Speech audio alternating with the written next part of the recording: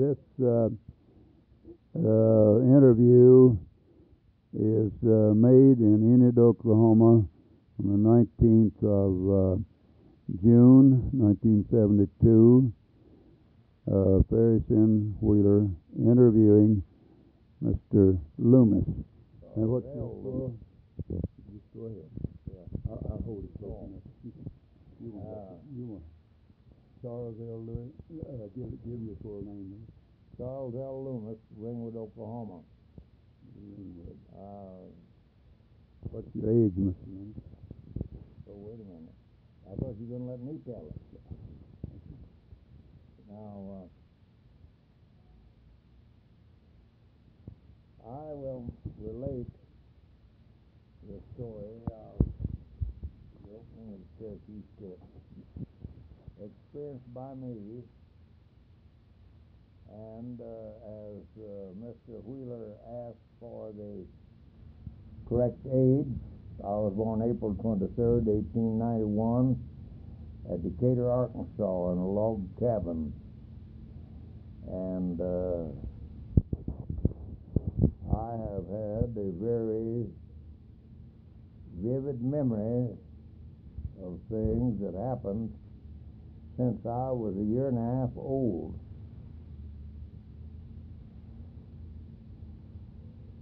My father, the first time, was married to a girl by the name of Nettie Fisher, and they lived up 10 miles east of Emporia, Kansas. And my grandfather, Harrison Loomis, came east of Emporia with his family, including my father, from Wisconsin. Dad said he walked all the way helping drive the cattle. They had cattle, of course, and a few horses, and only made 12 or 14 miles a day. Well, in the community where he lived, east of Emporia, while he was a young man, he met Nettie Fisher, and his brother, Bob Loomis, met the other Fisher girl, I can't call her name, and they married sisters. Father's wife, my father's wife, Nettie, they lived together about 20 years without issue or without children, and she passed away. But my father always wanted to raise a family. But after his wife died, he and his brother, Uncle Red, went to Leota, Kansas, had a liver barn there, and run a stagecoach from Leota to Garden City, as a 50 miles. They drive the stagecoach down there one day, come back the next, but change teams every time. Leota, Kansas, and Coronado were in a county seat fight, pardon me stuttering around. And one Sunday morning, the Coronado bunch came over to shoot up the town of Leota. I have to tell this story to make my life start complete. So, they came over, and it was on Sunday, and Dad and his brother always take a little drink or two on Sunday. And they had a drugstore in Leota, and old Doc Wright run the drugstore, and they bought their whiskey at Doc Wright. You could buy it by the drink or the pint or whatever you wanted. But they'd heard about these fellows coming from Coronado to shoot up Leota on account of the county seat fight. As they were rather outlaws, one of the main leaders of the bunch from Coronado was named Coulter. And I'll think of his given name before I get through this narrative. I believe it was Bob Coulter. And he was rather mad at my father and my uncle over a horse race. They claimed that Uncle Red and my father cheated him in a horse race, and they won about $400 or $500 off of Coulter and his bunch. They were really kind of on the outlaw type, the Coulters. Mm-hmm. But this Sunday came, and there was 6 of them came in a spring wagon, drove into Leota, Kansas, and they were looking for a fight. All the citizens knew what they was going to try to do, so they positioned themselves around in the windows and different places with their rifles and what have you, getting ready for the big battle. But let me drop it there just for a moment and say again that old Worth Gannon of Enid, one of the builders, the early day builders of Enid, was a small boy of about 16 years old, and he worked at Doc Wright's drugstore in Leota and was well acquainted with my father and saw the battle out on the street. Now then, back to where I left off. So, my father and Uncle Red were down at the barn, and Dad, he said he wanted to go up to the drugstore and get a drink. And Uncle Red said, you better stay here, Charlie, because that fight's going to start, and you better stay out of it. Dad was a good shot with a pistol, but he never carried a gun.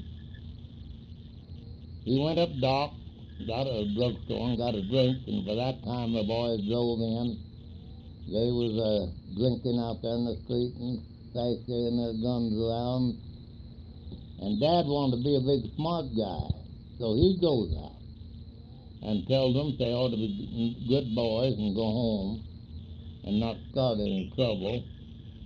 And he tried to remonstrate with these outlaws, and Coulter resented it. He pulled out his gun and drawed it on Dad and told him to get the hell out of there.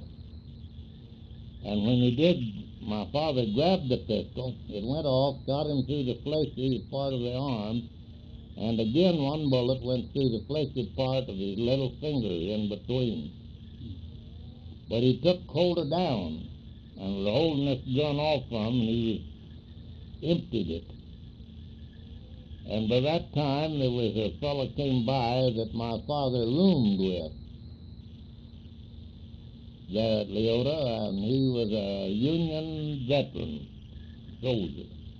Had on a long-tailed swallow coat, and he always carried this army pistol inside of the coat. So he said, get over, little Charlie, and I'll shoot the son of a bitch. So he shot him through the head. Dad got up and started to the sidewalk to get out of the rain of bullets. The citizens had begun to fire then, and the bullet hit his leg. Now, this is what I'm trying to get to. And the doctor facilities was very sparse in those days, and they set the bone in his leg, and it made one leg 2.5 inches shorter than the other one. He liked to died with it. So, when he met my mother, now I'm getting down to the story about where Charlie's coming in on the picture. He met my mother. He went down to Arkansas at Decatur, where his brother Lauren Loomis and his family lived, to convalescence over this broken leg. While down there, he met my mother, a little old green Arkansas gal with about 3 third-grade education, and she was just past 15. No doubt my father thought that would be a pretty good mama for his children. So he courted her, and I've heard Mother say it many times, he was so nice and gentlemanly and everything. And finally, she married him. They rigged up their covered wagon and took their 2 horses and headed for some part in Oklahoma because they were aiming to make a run to get a piece of land in the Cherokee Strip. So they took out and worked along the way. They first went up to Grove, Arkansas. And then from there they went to Tulsa and worked right west of Tulsa there on the Arkansas River bottom, cutting walnut logs. I forget the name. I believe his name was Ryder. That, if it isn't, maybe we'll get that a little bit later. That was shipping these logs out. They still do that to a point. He worked there till he thought it was about time to head out for Oklahoma City. And we went through Oklahoma City in 1893. And I wasn't quite 2 years old, because I don't remember the Oklahoma City deal. And then we went to El Reno. My father had a friend in El Reno by the name of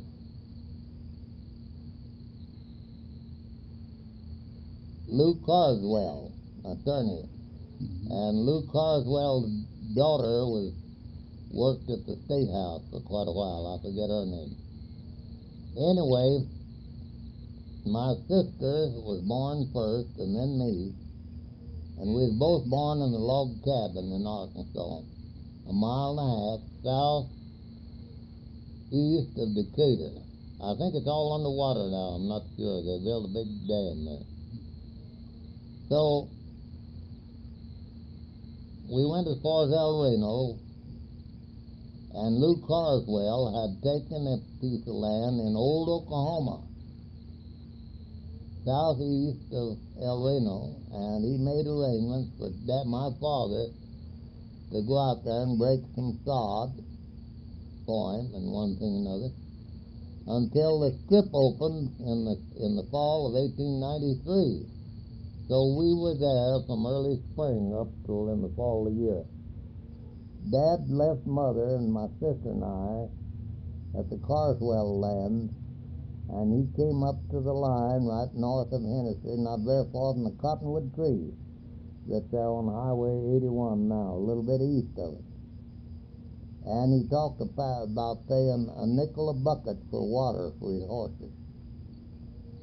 He stripped the leather off his saddle and got it down as light as he could get it. And when the gun fired, he took out. He run that horse 16 miles in less than an hour and staked a claim east of Rock Island Depot at Enid, 4.5 miles, known as the Lang Place now, right across the highway from Woodring Airfield. We used to call the Woodring Airfield the school quarter. And one of our neighbors, Mr. Homer Epley, used to put it into wheat. So we stayed on that claim till 1900. And Jake Roach, that used to be here in Enid, he had a claim right close to it, and finally was contested by a lady by the name of Lee, and she proved up on it. But in 1900, or we might say 1899, my father sold our homestead out east of town for $2,400 or $23. And then we went a mile west, a mile south of Ringwood, where there was wood. Mother always wanted wood because she was raised up where it was, and she didn't want to have to burn coal and couch chips, mostly couch chips, so we call them buffalo chips. I've seen them rack up them buffalo chips or couch chips to the side of the house, cover them with a wagon sheet to keep them dry. And then my father was crippled, like I said, from the gun battle at Leota, and he couldn't walk in the snow, so that first winter it snowed pretty heavy. We had to sell one horse to buy groceries, and the other one, we called him John. Mother would take him over on Skeleton Creek and pick up the dead wood that she could get, cottonwood and what have you, and tie it up with a rope and put it at a single tree. A single tree, a lot of people don't know what they are nowadays. Anyway, we had the harness on old John, and he was taught to go gee in the hall, like my father used to drive oxen. He taught his horses the same thing. Yeah. So she'd get behind the horse, but prior to that, she always tied her feet up with, we call them gunny sacks, they're toe sacks, Yeah. so that at least keep warm if they did get wet. So she'd follow old John to the house behind where he'd break the drift of the snow to about a foot so deep. And then Father would go inside the house. He'd take this wood inside and cut it. And my sister and I, we was in bed to keep warm. I'd noticed those chips hit the wall and the soil had trickled down. I just wondered if it hurt them and there was a bleed, and wondered if it hurt the wall. And I was a little guy too. I wasn't very old. But all those things were very impressive. And another thing I'd like to remark, that I always loved the women. And I loved the girls when I was little. I remember there was some folks by the name of Jones from over on Red Rock used to stop by our place and stay all night. And they had a little girl called Minnie. And boy, I just thought it was the biggest treat in the world for Minnie to come in. We all of us kids sleep on the floor. I'd get right next to Minnie. And if she's alive, I'd love to hear this statement. I've never saw her since she was a little teeny kid of about 3 or 4 years old. Well, anyway, after we went to Ringwood,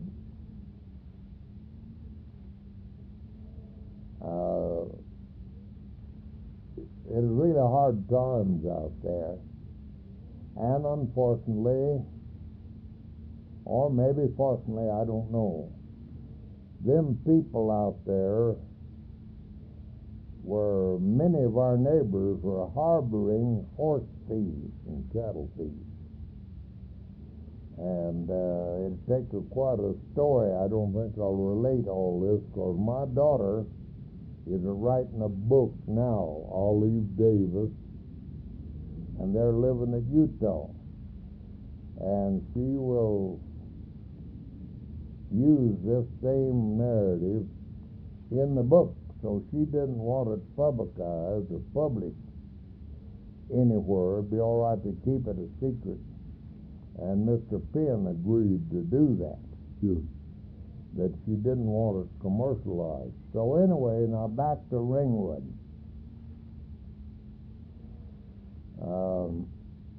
I was the only boy in the family. I had 2 sisters. One of them was gone, and my oldest sister, older than I, is living out here on Highway 81, 524 North Van Buren. She's very feeble, getting up in years. And so we lived in Ringwood, so you might say 1911. Father was so much older than Mother, 35 years older. Think of that. Mm-hmm. But he got old, you see, while Mother was still young. And he made some bad investments, and we lost everything we had at Ringwood. But we did make an effort to break up the thieves. I'll tell that story maybe later, but I remember it very clearly. And I went to New Mexico in 1911 to Homestead. And I have lived a very mixed up variety of life. I've jungled up along the river with a hobo. washed my clothes in the river, and stayed in the willows till they dried or partly dried. I've eaten mulligans too. I never did like to go and mooch the grocery stores for groceries to cook it. But the other boys always made a deal with me if I'd find as big a lard bucket as I could and get the wood and do the cooking, well, I wouldn't have to mooch. So I was glad to do that. We had no bedding, we had no money. We just had the clothes on our back. They called them hobos in that day. And since then, my friends, that's listening to this, I want to say that I've wined and dined in the palaces of the rich.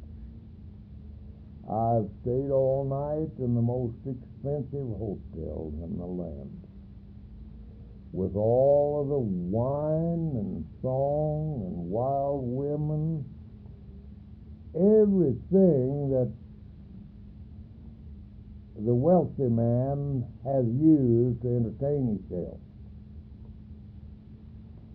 And I'm honest with you, I felt a whole lot better down by the river the next morning when I woke up a hobo than when I woke up in the hotel a rich man.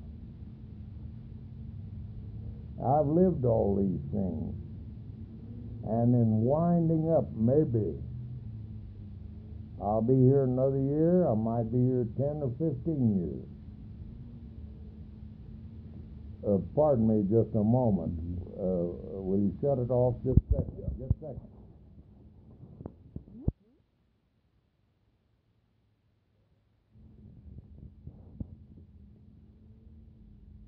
Now, a little more about my life. I said I went to New Mexico in 1911.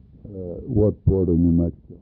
I went to Union County, close to Des Moines, or east of Raton, about 35 miles. I homesteaded out there and lived on beans for 3 years to prove up on the claim. In other words, we used to say out there, we bet Uncle Sam. We put up $22.50 for our filing fee. Uncle Sam bet that we couldn't live on it for 3 years. I was starving to death. And if you won, well, you got your land. If you didn't, you lost your $22. So I won, and I raised beans out there, and I raised a good corn crop, too, one good corn crop. So help me God, it made 50 bushel acres. And I don't know why I didn't put my shack, bury it halfway in the ground. I didn't know enough. But my father was getting real old then, and he was up putting her 80, and he was with me. The poor soul, I can look back how pitiful it was, as old as he was, had to live hard. Of course, he'd lived hard all his life. You never hear a gripe out of him. And he should have told me to take a spade and go over and dig a place and hook the horses to my shack and pull it in there. We could have saved half of the fuel. But back to the crop I raised. We raised a nice corn crop, and I made one of the old-fashioned corn cribs that I learned from my dad how to make, and put the corn back of the cabin, the shack we call it. And then I put a little lean-to on the north side for the barn. And I put the horses in there, and that helped keep the house warm. Anyway, I raised a good crop of beans, and I got the big sum of $1.50 a hundred for them when I sold them. And everything had to eat beans, even the horses, and cats and dogs. You couldn't keep them. So horses, you have to starve them to make them eat them. But after you get them to going, they'll eat them and get fat on them. So after New Mexico, I'll not put this narrative in there. But it'll be quite interesting. My daughter, as I said a while ago, is writing a book, and it'll all be in it. Okay. Why, I traded this homestead and got the difference in money for a place in Raton, but it finally wound up. I had a marriage out there. It didn't take. And I come back to Oklahoma after I got out of World War I with $10 and an Army uniform. And I come back to Ringwood, my old stomping ground. And my stepfather, Fred J. Stauffer, which had the Stauffer Park at Ringwood for years, and he prided in it very much, a very fine fella, taught me more than anybody that I ever knew in my life of how to do and how to accomplish and make money. And he was very particular. I borrowed money of him. He thought a lot of me. He would do things for me that he wouldn't for his own kids. And I thought very much of Fred. But he's been gone now since 1932. And Mother's been gone since 55. And I'm still out at Ringwood. I'll probably stay around there the rest of my life. But I really did some living out there, and I remember every bit of it. I can't put it all here, but someday, if any of you people that listen to this narrative in the future, if you go to the library somewhere, you'll find a book of my life. And I'll tell all of these things in detail. I have some very interesting things to say. And I want to close in making a statement, or you might say a prophecy. We're living in a new beginning now. And I have made this a study. I went clear back 4,000 or 5,000 years before Christ and studied religion. I've studied the humanity. I've studied the power of the mind and all about it. And we have come to a point now where we've got to stand up to the old slogan of the home of the free, the land of the free and the home of the brave, or we're going to destroy one another.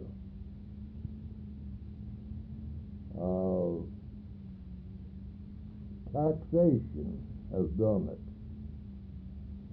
Used to be when the smart boys back east, the lawyers and city swindlers and what have you, would bust us out, my family, why they'd say, all right, boys, we'll hitch up the oxen and we'll load her up and we'll go further west and take some raw land. When you took that raw land, you was in the land of the free and the home of the brave. You had to fight the Indians a little bit. But my people's done that since 1639. We came to America in 1639 in our own boat.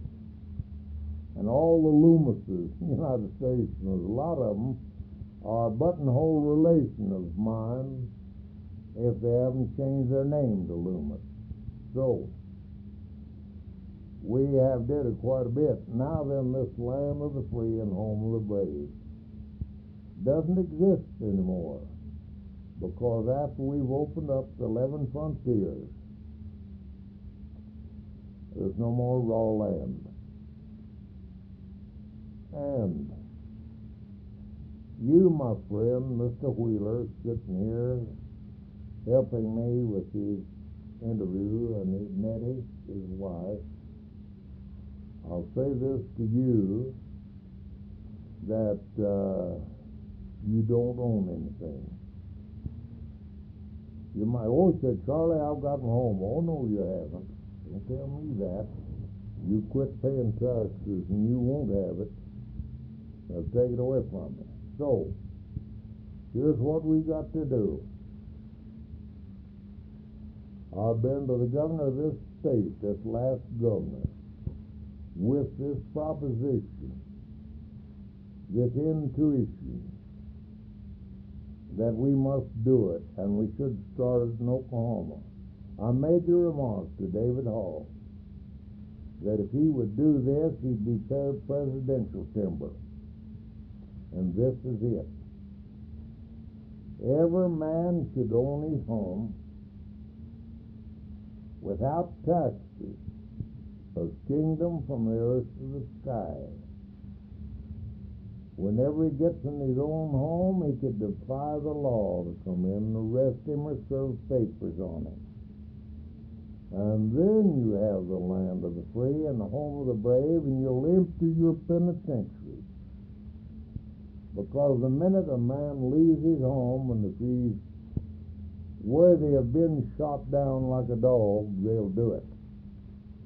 So he'll be a prisoner in his own home.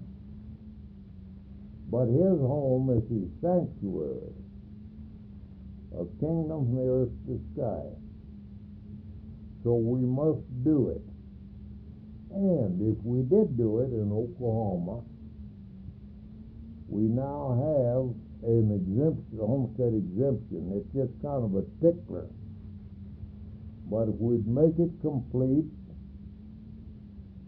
this state would be known all over the world. It'd be honored by everybody in the United States. There isn't a man, woman, or child, black, yellow, or green, that wouldn't go for a free home.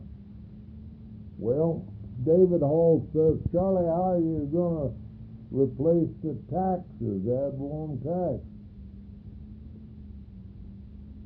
Do it with sales tax. It's the only tax in the world that's honest and free.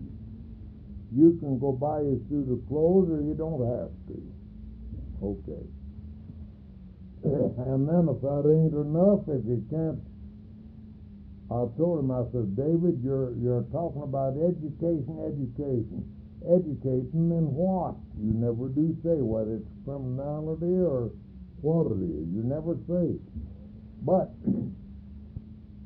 if we can't run our schools, we've got a lot of sorry teachers. Don't think we haven't. So I said, close them up for about 3 years from the high school on up. And let's try it that way a while. The smart people will get educated, and the dumb is meaner when they're educated. So this free education, I'm getting to the point where, personally, I'm quoting on this, that I don't think it's working. Free what? We got teachers, all they think about is more money, more money. I am on a school board now of the Votech School of Major and Woods County. I've been chairman of that board for 2 years, and I know what I'm talking about. That there's going to have to be a vast change in our school system. And I feel like that the Votech School, learning the trade, how to work, and put people to work, is my prediction of saving the earth. And not only that, put them out on every body that wants a tract of land, if it isn't but an acre, teach them how to raise their own food, so they can raise their own food, and they can do it with, we got out in our country, we got irrigation water under the ground. And if the government had spent for a garden expert to teach us how to do these things, we can have happy families and a happy home. And it's the only thing that will ever save the country. And we've got to eliminate a lot of the cheaters. And we've got them put in there in all walks of business. I'll not state that right now because I'm going to put it in the book. There's underhand work going on in pretty near every profession we've got today. And people are not ignorant anymore. You can't fool them. And we're either going to raise hell. Now they talk about the children, dissenters. You can't blame them. They know there's something wrong. You can't fool them anymore. So, I know I'm going to tell this little story, and maybe I better close. My mother told me that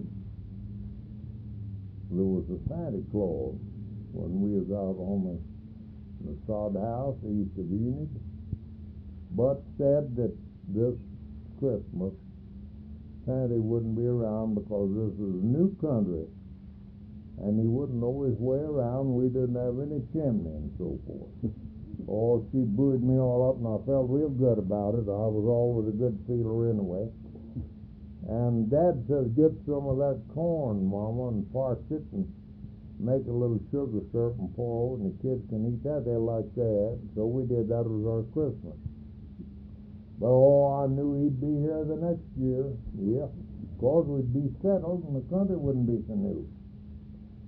And then I went down to Mama wanted us to all be good kids and raise us up. So they took us to Sunday school.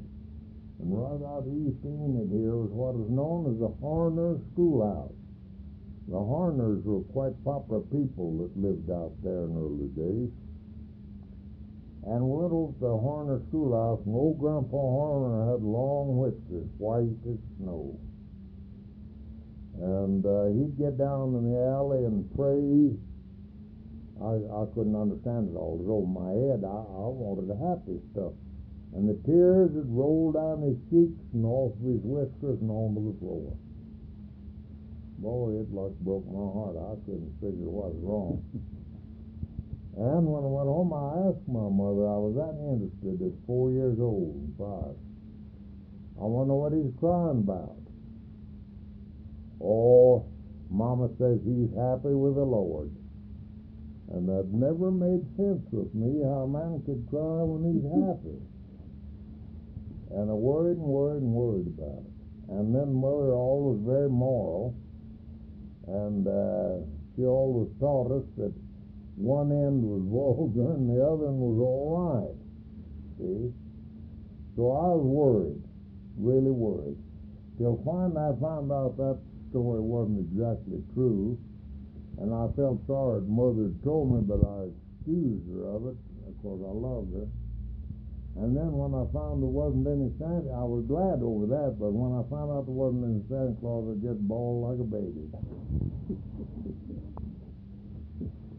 So with these remarks, I think you've got enough, Mr. Wheeler, and I hope it will be entertaining if someone would hear it. I don't know when you'll ever play it, or do you ever play it? Oh, yes, we'll play it. And thank you very much, Mr. Loomis, because that's a very good interview. We appreciate it. Thank you.